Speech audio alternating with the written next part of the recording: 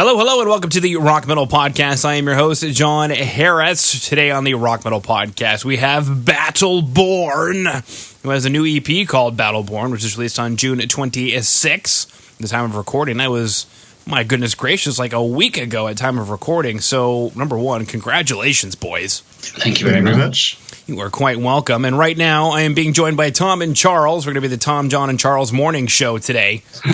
We're going to share some more information about what Battleborn has got going on. So, boys, welcome to the show. Thank you for having us. It's a pleasure. Thank you very much. Absolutely great to have you on. Anybody who is, I was going to say like a bear riding a dragon. It's like a, is that a bear? It looks like a bear on the album cover. Yeah. It's an absolutely jacked bear.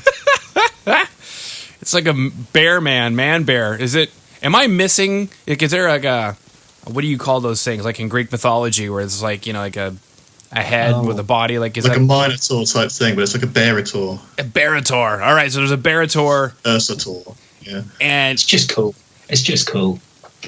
Well, that's all the thing that really gets me about how badass this bearator is, aside from the fact that he's got like 3 triceps, or like not he's got like 8 triceps rather than 3 triceps and like 12 abs instead of 6 abs, but he's riding this dragon and his junk is threatened by one of the dragon's horns. Yeah. I think when we originally commissioned it, he was supposed to be slaying the dragon, so you can see a kind of gory wound on the dragon's neck, I think. Mm-hmm. It's just majestic. But I can only assume the artist put the dragon's spine there for suggestive purposes, and we'll be having stern words with him later. Yeah. And the bear is based on my physique. It is. Naturally.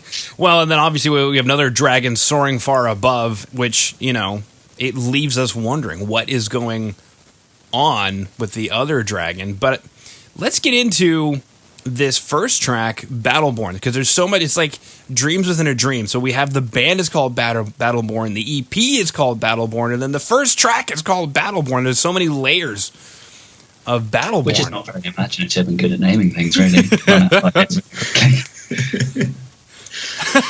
So I guess take us through this track. Is it, I don't know, a manifesto into what we should expect for years to come from Battleborn? Yeah, I mean, Battleborn, it was the first single that we released because we thought really that it sort of represented us in more. So, like, this is the typical, this is us, this is Battleborn. It really set the scene as well. I mean, just the sort of the first lyrics, you know, like first into the fray and last to quit their ale. That's everything that Clan Battleborn is about. So we thought we'd just sort of put that one out there and just sort of really start on a high. Okay. It kind of kicks in quite quickly. It's the shortest track on the EP. It's fast. Doesn't really let up. It says the message very quickly. Gets the point across. Mm-hmm. I would hope so. The track it's got battle in it, unless it's Battle Unwon or something. But so I guess my next question, you mentioned, is that it sets the scene. So when you guys came together to work on the EP, was there a particular point in time where you guys latched on to what that scene would be, and was it this song? I think so. I think the first song, Battleborn, was one of the first songs we wrote, and we were very much going for that kind of traditional heavy metal meets Finnish power metal with synths everywhere. And this song, just right from the beginning, it didn't really change much from that first demo, I think. It just really encapsulated that keyboards with fast driving metal, wrapped it all up perfectly, and it's not really changed a lot. It's our influences at their purest, I'd say. Yeah, and you know, so I joined this project quite late on, so the songs were already written. So Battleborn was the first demo that I heard when I had that first demo version, and as soon as I heard it, I honestly fell in love. It was just incredible, and I knew I had to be a part of the project. Yeah, absolutely. So when you heard the track, I guess what was it missing that you brought to the table? Drums. In short, because the track barely changed from that. Basically, I mean, because the drums, it was just basically programmed by, was it Willie who programmed them at the time? Yeah. So effectively, it was just making the drums human. at that point.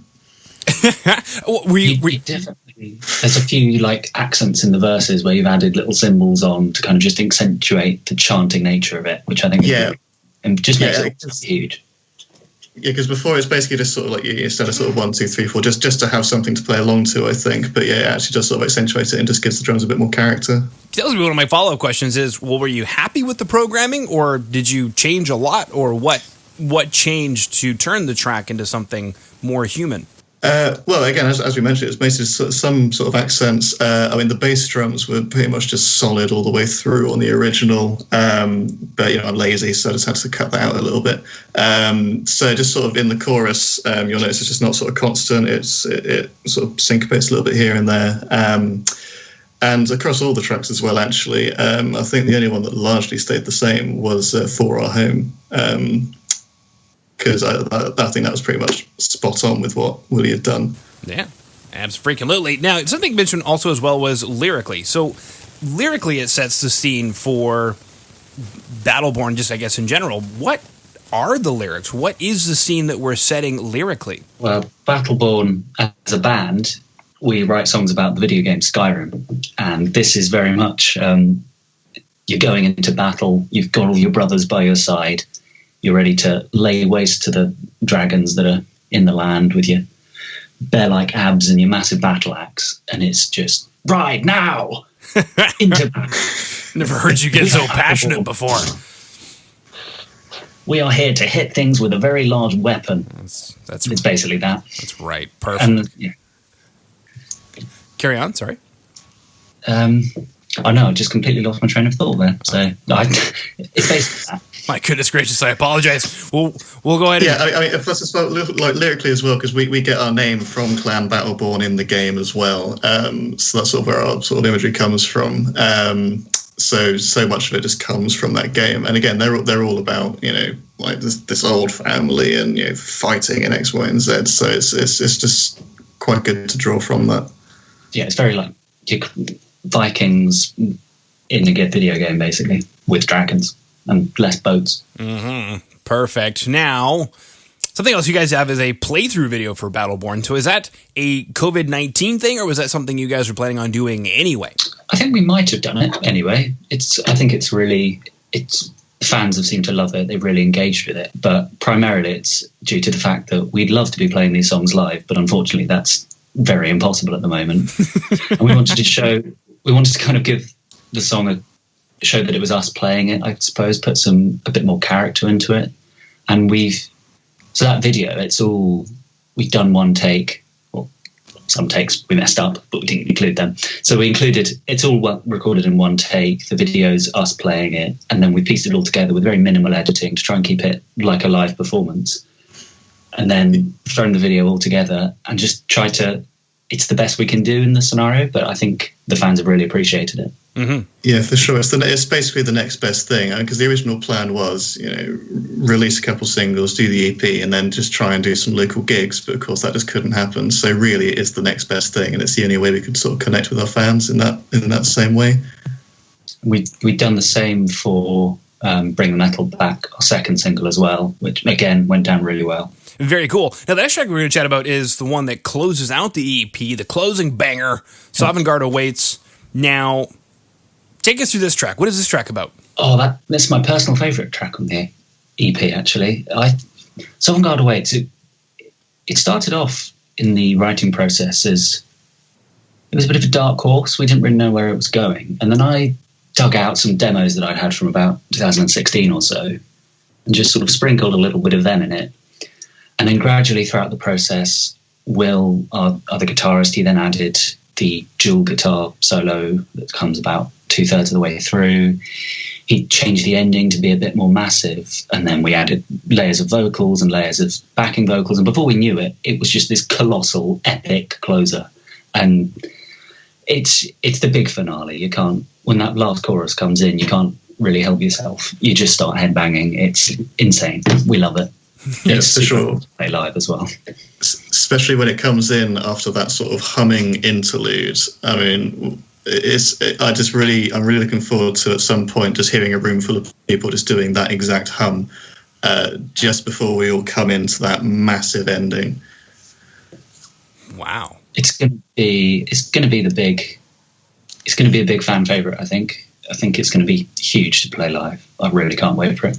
Yeah. I mean, one of my questions was going to be, why is it your favorite song? But I think that you just swept me up into the most passionate oration of a song I've ever heard. Well, I do what I can with this voice. You're good with the ladies too, I imagine. I am the single one in the band, so the evidence would say single one. Single and ready to mingle, baby. Oh, well, of course, we'll see. Beautiful. Now, it sounds like quite a bit of work went into this track. So I'm speculating it started off as a demo, kind of just hanging out for a little bit. And then what was the setting of motion that triggered? It sounded so fast when you were chatting about it, like, well, and then we did this, and we did this, and we did this. Was it really that fast once the song started to take greater shape? I think sort of the first demo I maybe did beginning of September 2018. Then I took out bits from an older song.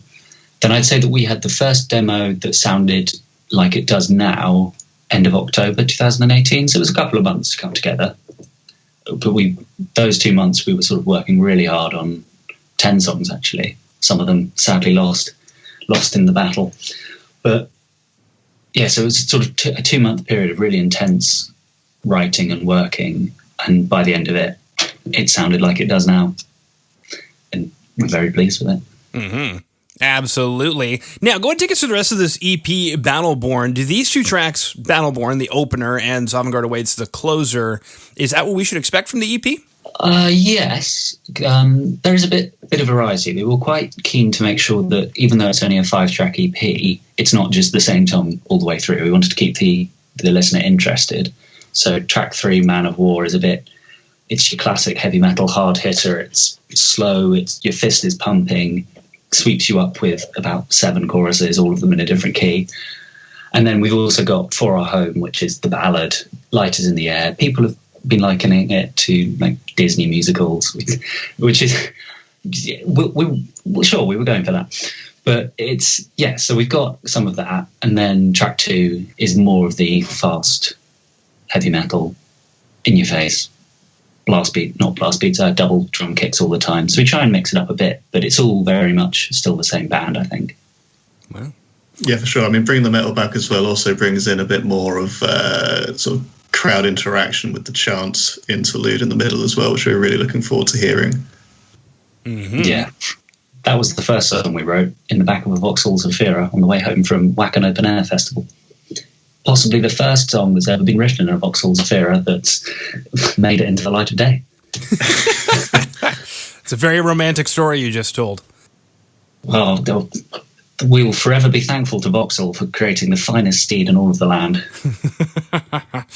Absolutely. Now, usually we'll be chatting about tours, summer festivals. Speaking of Wacken, which unfortunately was not able to happen this year due to unforeseen circumstances,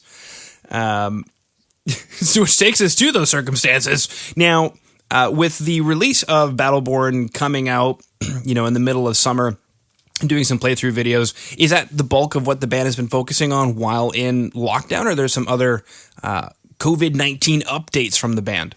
Yeah, I mean, we've all been keeping busy, just staying on top of our instruments, because obviously if you don't, then by the time you'll come to practice again and eventually are able to go out and play live, we don't want to be rusty. But we've all been keeping busy. I mean, Tom and Willie particularly have been sort of busy composing, say, new drafts of some new songs. The rest of us have been doing some stuff like that as well. But that's sort of down the line. That's very much a work in progress. It's not like we're just going to suddenly come out with album number 2 just immediately. But yeah, these live videos have been good to do. They've been keeping us on our toes. We're looking to do another one as well. And it's just been growing online at just a rate that we were not expecting in any way, shape or form. So there's been a lot of interaction between us and the fans that I suppose we've had the time to do because we've not been doing anything else, which is also quite nice.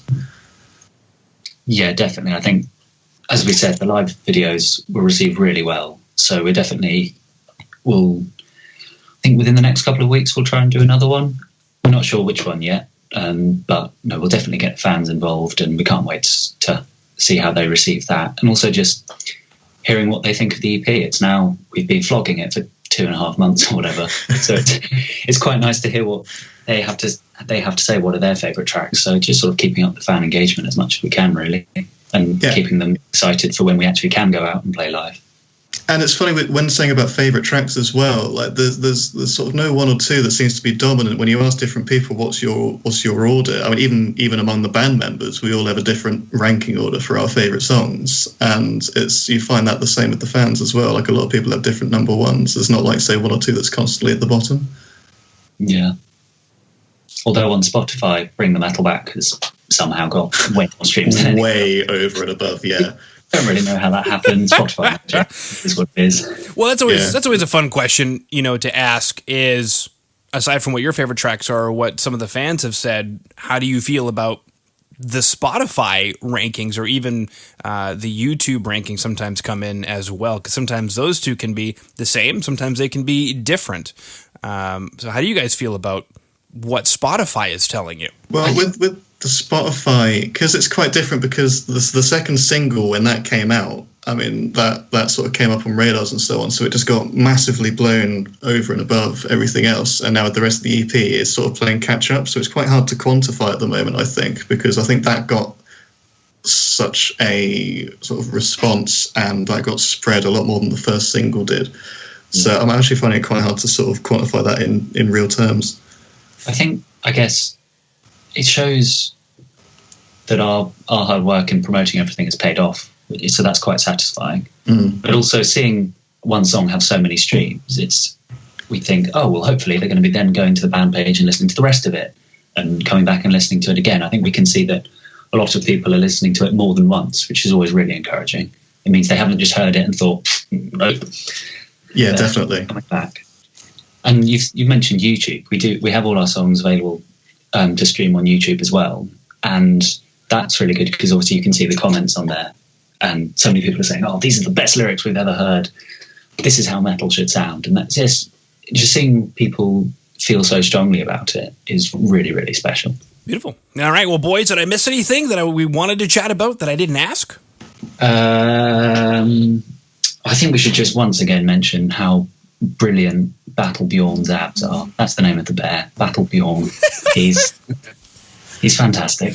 Yeah, he's an absolute star. I mean, like with that artwork, because when I joined the band and I got invited to a little group chat and I saw that picture and I was in stitches. It's just such a good piece of art. We'll definitely be keeping him on the cover of future albums as well. He'll be our mascot for sure. Maybe one day we'll get a man in a bear costume on stage fighting our lead singer. Yeah, we'll do a fan competition. Some kind of mud wrestling thing going on as well. It'll be a socially distanced mud wrestling contest. It'll be great. Beautiful. All right, well, boys, unless there's anything else you wanted to throw out there, I just wanted to thank you for coming on to the Rock Metal Podcast. Well, thank you for having us. Yeah, thanks a lot.